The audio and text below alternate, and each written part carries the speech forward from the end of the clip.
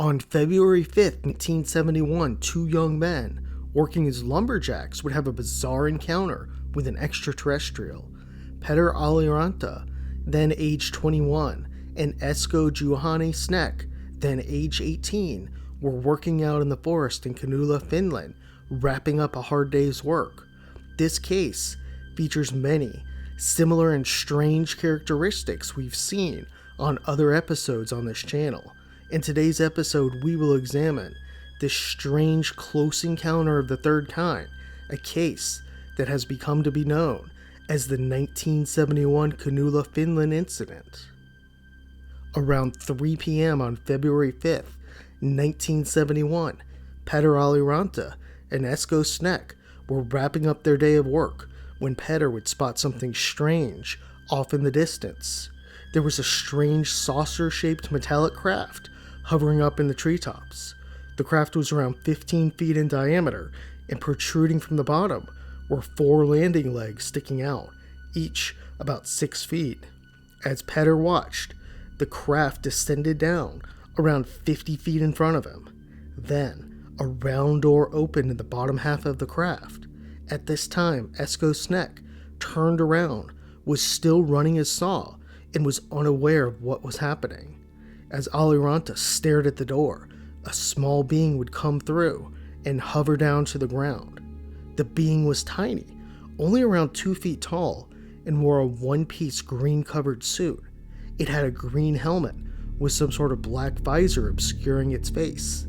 It didn't have any hands and had green boots as well. It began to move toward Peter.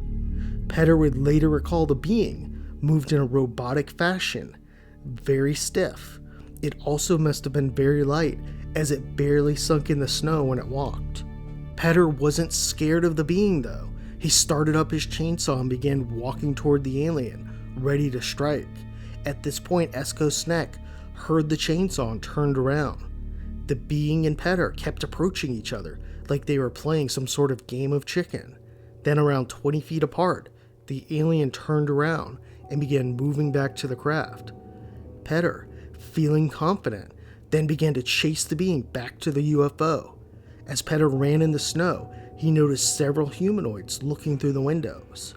Once the being got back to the craft, it began to hover up toward the hole it came out of.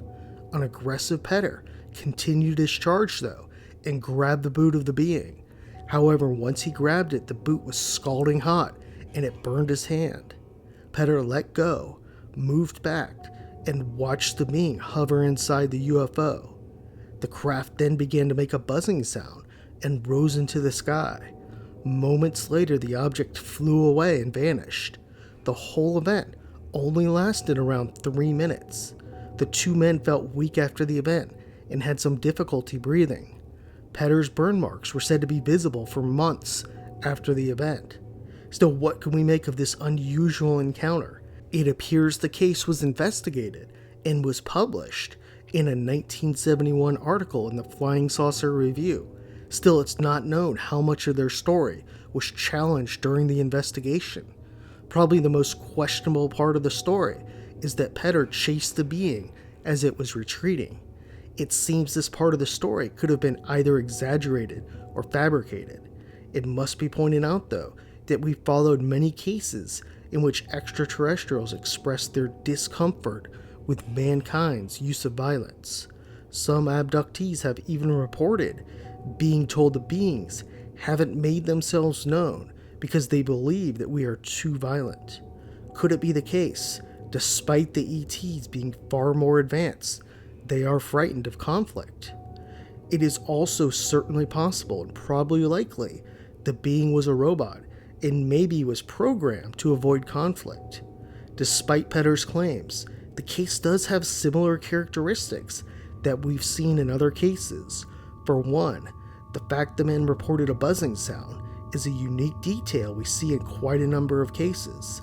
Also, the size and shape of the craft are very typical of what many see. Which raises the question, what did the beings want then? Generally, there are two theories as far as what their intentions were. The first is that they came to communicate with the men. The second is they came to abduct them. While both are surely possible, it doesn't seem like, based on the information provided, one is more likely. There's quite a number of cases of beings, especially in the wilderness, attempting to communicate with humans, and in some of these cases, it doesn't appear they abducted anyone. It's not known what happened to the men after the event, and whether they had any more encounters or any more UFO sightings.